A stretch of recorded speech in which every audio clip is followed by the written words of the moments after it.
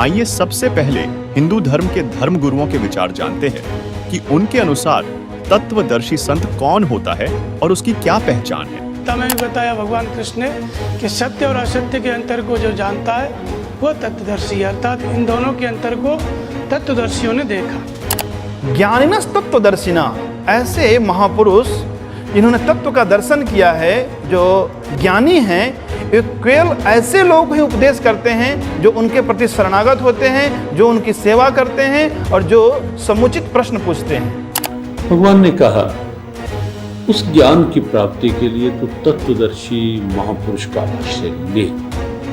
एक बात तो ये है कि भगवान कृष्ण सर्व ज्ञान संपन्न है। तत्वदर्शी महापुरुष वो हैं जिन्होंने उस तत्व का साक्षात्कार किया है।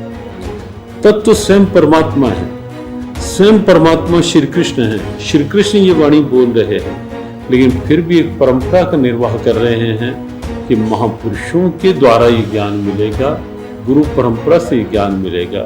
तो जो तत्वदर्शी की बात है वो बात है कि जो परमात्म तत्व सबके भीतर है, जो चेतन तत्व सबके भीतर है, जिसने उस तत्व से एक रूपता कर ली है, जो केवल जड़ता में नहीं जी रहा, चेतना में जी रहा है, जो केवल बाहर के आकर्षणों में नहीं जी रहा, अंदर उस ईश्वरीय भाव की प्रियता में जी रहा है, वही तत्वदर्शी। कृष्णात् परम किमपि तत्त्वमहं न जाने, कृष्ण से बड़ा कोई तत्व है ये मैं नहीं जानता, ऐसा महापुरुष कहते हैं। तो कृष्ण का चिंतन करना, जो आदमी भगवान श्री कृष्ण के चिंतन में, भगवान राम के चिंतन में लगा है, जो भगवान के लिए रो रहा है, समझ लेना कि वही तत्वदर्शी संत है। अब सुनिए संत रामपाल जी महाराज से कि कौन है तत्वदर्शी संत और क्या है उसकी पहचान।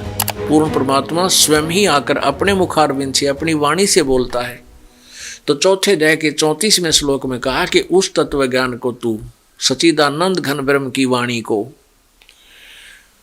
उस तत्व ज्ञान को तू तत्वदर्शी संतों के पास जाकर समझ, और फिर उनको दंडवत प्रणाम करने से, कपट छोड़कर उनकी सेवा करने से वो तत्वदर्शी संत तुझे यथार्थ ज्ञान उस परमात्मा का बताएंगे।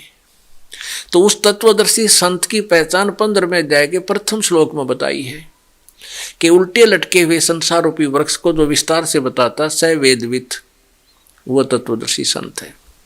परमेश्वर कबीर जी ने 600 वर्ष पहले अपनी सच्चिदानंद घन ब्रह्म की वाणी कबीर वाणी में लिखा था, अक्षर पुरुष एक पेड़ है निरंजन वा की डार, तीनों देवा शाखा है ये पात रूप संसार। जो जमीन से बाहर दिखाई देता है उसको अक्षर पुरुष बोलते हैं, यो पेड़ होता है। अक्षर पुरुष एक पेड़ है, निरंजन वा की डार, और तीनों देवा शाखा है ये पात रूप संसार। अब देखिएगा पुण्यात्माओं, थोड़े से सद ग्रंथों को भी हम साथ साथ देखें तब आगे चलेंगे।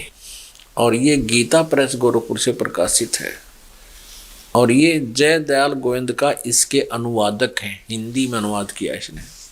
अथ पंचदशो अध्याय, 15वां अध्याय, मंत्र नंबर 1।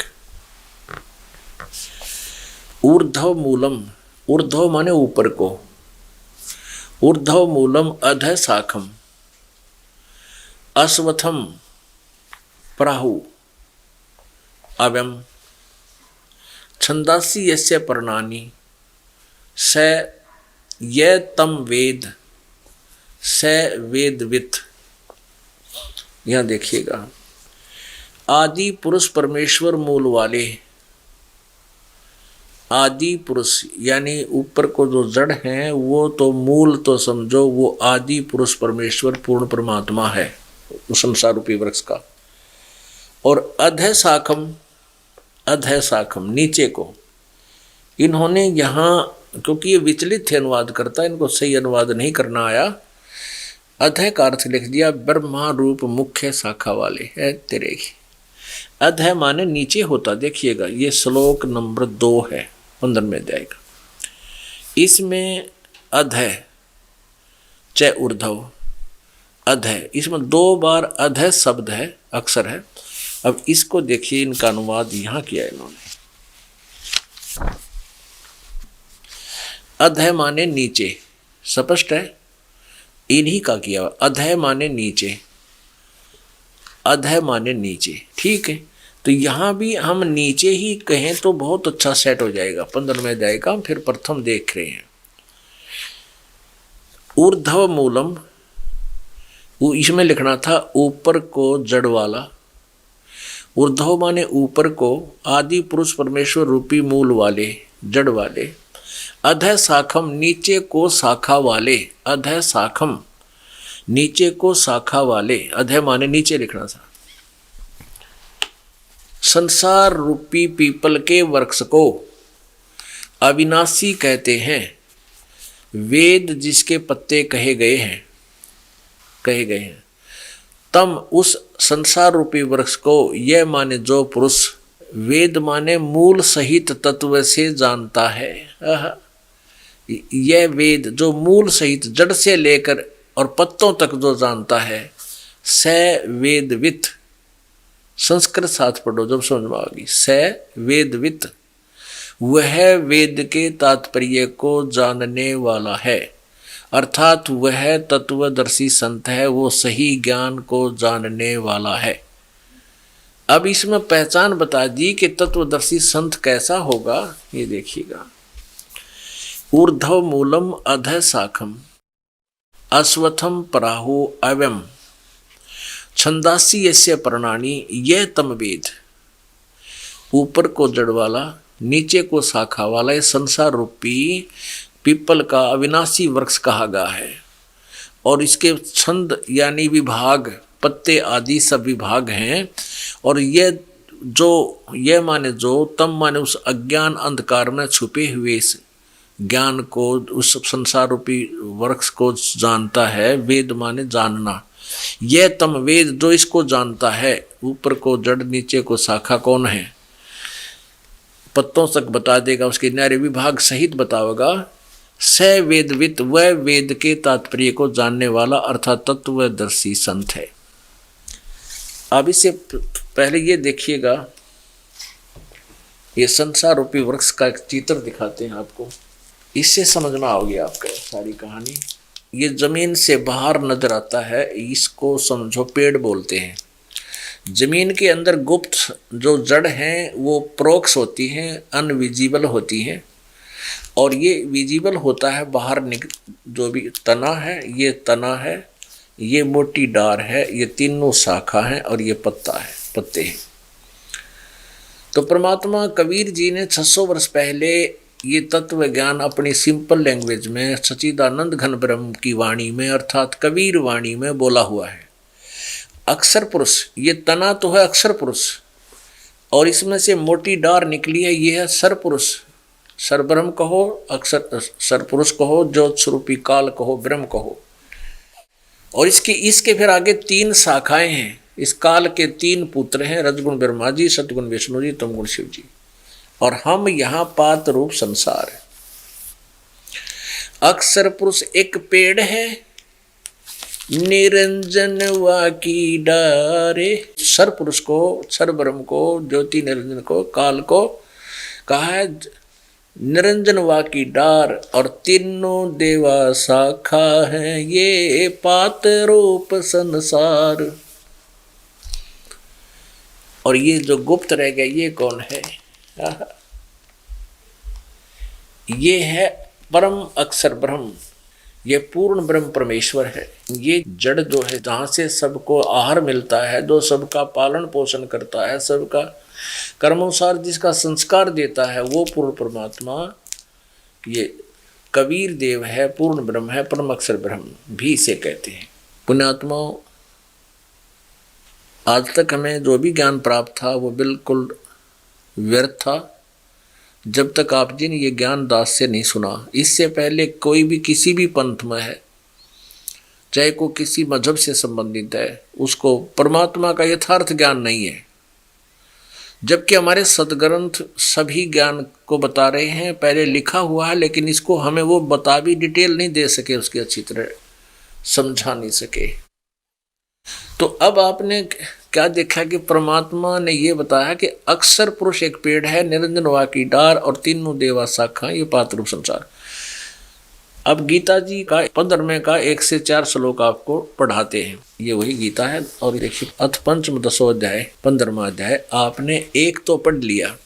अब देखो 2 में, उस संसार वृक्ष की यानी संसार रूपी वृक्ष की तीनों गुण रूप, रजगुण ब्रह्मा, सतगुण विष्णु, तमगुण शिव जी, जल से बड़ी हुई नहीं, विषय पर वाला, ये संस्कृत भी साथ देखो, विषय पर वाला शाखा, विषय भोग रूप कोपल मनुष्य देवतृक आदि योनि रूपी शाखाएं, ये विषय पर वाला विषय विकारों की शाखाएं हैं, नीचे और ऊपर फैली हुई, सर्वत्र नहीं। अधः च ऊर्ध्व, नीचे और ऊपर ये फैली हुई है। मनुष्य लोक में कर्मों के बंधन में बांधन वाली भी ये मुख्य कारण है, जो नीचे और ऊपर व्याप्त है, सभी लोकों में नहीं है। अपने आत्माओं, यहाँ एक कंसेप्ट ये क्लियर करना पड़ेगा कि रजगुण ब्रह्मा जी हैं, सतगुण विष्णु, तमगुण शिव जी। आपको दिखाते हैं श्रीमद् देवी भागवत। ये जो श्रीमद् देवी भागवत है यानी देवी पुराण है, इसमें संस्कृत भी साथ है। अथ देवी भागवतम सभाष्टिकम सैमातम, खेमराज श्री कृष्ण दास प्रकाशन बम्बई, ये यहाँ से छपी है, बम्बई 4। अथ श्रीमद् देवी भागवते भाषा टीका युक्ते तृतीय स्कंदः प्रारंभते। ये है देवी भागवत 11 पृष्ठ और इसका है भाषा टीका तृतीय स्कंद अध्याय 5। अध्याय 5 का यो 8वां श्लोक है। 7वां यहाँ समाप्त हो गया, 8वां प्रारंभ होता है। भगवान शंकर अपनी माता दुर्गा से कह रहा है, हे माता, यदि हमारे ऊपर सदा आप दया युक्त हो तो हमको तमोगुण में किस प्रकार प्रदान किया, ब्रह्मा रजोगुण और हरि सतगुण क्यों युक्त किए, सतगुण युक्त किए। अब यहां से फिर संस्कृत और देखते हैं। ये 7वां श्लोक खत्म हुआ। 8वां, यदि दया धर्मना न सदाम्बिके कथम अहम विहित च, किस प्रकार मैं बना दिया तमोगुण है, तमोगुण, और कमल जय, कमल से उत्पन्न होने वाले ब्रह्मा को रजोगुण संभव, रजोगुण क्यों उत्पन्न किया, और सुविहित किमो सतोगुण हरि, और विष्णु को सतोगुण क्यों बना दिया। इति सिद्धम रजगुण ब्रह्मा है, सतगुण विष्णु, तमगुण शिव जी। अब फिर देखिएगा श्रीमद् भगवत गीता, हम 15वां अध्याय पढ़ रहे हैं। हम 15वें अध्याय का हमने दूसरा श्लोक पढ़ लिया। अब तीसरे में क्या कहा है, ये गीता ज्ञानदाता अपनी अल्पज्ञता शो कर रहा है, बता रहा है कि इस संसार वृक्ष का स्वरूप जैसा कहा है, यानी मैंने जो जिक्र किया है, मैं कंप्लीटली इस संसार रूपी वृक्ष को यानी सृष्टि रचना को नहीं जानता। जैसा कहा है वैसा यहाँ नहीं, यानी यहाँ विचार काल में तेरे और मेरे गीता जी के डिस्कशन में, तेरे मेरे गीता जी के विचार विमर्श में नहीं पाया जाता, मैं नहीं बता पाऊंगा, क्योंकि न तो इसका आदि है और न इसका अंत है, यानी मुझे इसका कति आदि अंत का कोई भी ज्ञान नहीं, तथा न इसकी अच्छी प्रकार स्थिति है। इसलिए इस सुविरुद्ध मूलम, यानी मूल जो है संसार रूपी वृक्ष का, वो तो अविनाशी है, अति दृढ़ मूल वाले, इस अति दृढ़ मूल वाले संसार रूपी पीपल के वृक्ष को दृढ़ेन असंग शस्त्रेण छित्वा, इसका अर्थ लिखते हैं ये यहाँ लिख दृढ़ वैराग्य रूपी शस्त्र द्वारा काटकर नहीं, यहाँ लिखना था कि उस सुदृढ़ दृढ़ यानी अटल विधान वाले तत्व ज्ञान रूपी शस्त्र द्वारा काट के उस तत्व ज्ञान रूपी सच्चिदानंद घन ब्रह्म की वाणी को बताने वाले संत से मिलकर उससे तत्व ज्ञान रूपी शस्त्र लेकर, शस्त्र द्वारा काटकर, अर्थात अज्ञान रूपी उलझी हुई गुत्थी को समझकर, उसके पश्चात उसके पश्चात उस परम पद रूप परमेश्वर को भली भांति खोजना चाहिए, जिसमें गए हुए पुरुष यानी साधक फिर लौटकर संसार में नहीं आते, और जिस परमेश्वर से, जिस परमात्मा ने इस सारे ब्रह्मांडों की रचना की है, जिस परमात्मा से पुरातन संसार रूपी वृक्ष की प्रवृत्ति विस्तार को प्राप्त हुई है, अर्थात जिस भगवान ने सारे ब्रह्मांडों की पूरे विश्व की रचना की है, उसी आदि पुरुष नारायण के मैं शरण हूँ, उसी आदि पुरुष नारायण के मैं शरण हूँ, मैं भी उसी के अधीन हूँ, गीता ज्ञानदाता कहता है। इस प्रकार दृढ़ निश्चय करके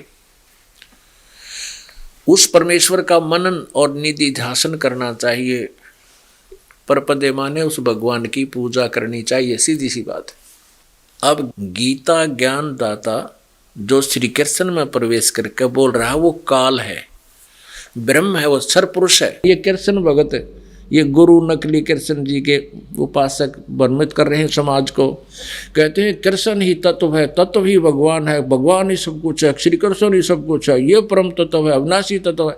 और फिर उसे प्रश्न किया, क्या ब्रह्मा विष्णु महेश नासवान है? हाँ, ब्रह्मा विष्णु महेश का जन्म मृत्यु तो नहीं कह सकते, स्वर्ग के बाद फिर उनका पूर्ण परमात्मा में विलीन हो जाते हैं और फिर स्वर्ग के बाद वापस आ जाते हैं। फिर प्रश्न किया कि ब्रह्मा विष्णु महेश किसकी साधना करते हैं? कहते उस पूर्ण परमात्मा की साधना करते हैं। अरे विष्णु जो पूर्ण परमात्मा की साधना करते हैं तो फिर अखिल ब्रह्मांड का नायक कुकर हो गया यूँ। और यहाँ चौथे अध्याय के 34वें श्लोक में जो एंड वेंड कर रहे हैं, बुआ बाई बक रहे हैं कि कृष्ण ही तत्व है, तत्व ही परमात्मा है, कृष्ण ही अविनाशी है, तत्व ही अविनाशी है। परमात्मा कहते हैं सटदल उआ बाई बकदा, ये उआ बाई बकते इनको कोई ज्ञान नहीं है, भ्रमित करें, पूरे मानव समाज को बर्बाद करें। तो पुण्यात्माओं, इस प्रकार हमने परमात्मा सच्चिदानंद घन ब्रह्म की वाणी को, जो उन्होंने स्वयं आकर के कबीर देव रूप में, धानक कबीर रूप में, जुल्हा कबीर रूप में बनारस में बोली, धर्मदास साहेब जी ने, उनकी प्यारी आत्मा ने, जिनको परमात्मा मिले थे, उन्होंने लिपिबद्ध किया। उसके अंदर ये विशेष रहस्य और सब ज्ञान प्रमाणित है। सब प्रकार के यज्ञ कौन से करने चाहिए, कौन से ना करने चाहिए, और कौन सी साधना सही है, वो सब स्पष्ट लिखा हुआ है। आज इस दास के पास वो सब मसाला उपलब्ध है, वो जड़ी उपलब्ध है, जिससे जन्म और मृत्यु का रोग कटेगा और सदा हम सतलोक में जाकर सुखी रहेंगे। उसको प्राप्त करो, अपना कल्याण कराओ। बोलो सतगुरुदेव। मेरे अजीज हिंदुओं, आपने प्रमाणों में देखा कि गीता ज्ञान दाता प्रभु ने बताया है कि यह संसार उल्टे लटके वृक्ष के तुल्य जानो। ऊपर जड़े यानी कि मूल तो पूर्ण परमात्मा है, नीचे टहनियां आदि अन्य हिस्से जानो। इस संसार रूपी वृक्ष के प्रत्येक भाग का भिन्न भिन्न विवरण जो संत जानता है वह तत्वदर्शी संत है, जिसके विषय में गीता अध्याय 4 श्लोक नंबर 34 में कहा है। गीता अध्याय 15 श्लोक नंबर 2-3 में केवल इतना ही बताया है कि तीनों गुण रूपी शाखा हैं। यहाँ विचार काल में अर्थात गीता में आपको मैं गीता ज्ञान दाता पूर्ण जानकारी नहीं दे सकता, क्योंकि मुझे इस संसार की रचना के आदिवंत का ज्ञान नहीं है। उसके लिए गीता अध्याय 4 श्लोक नंबर 34 में कहा है कि किसी तत्वदर्शी संत से उस पूर्ण परमात्मा का ज्ञान जानो।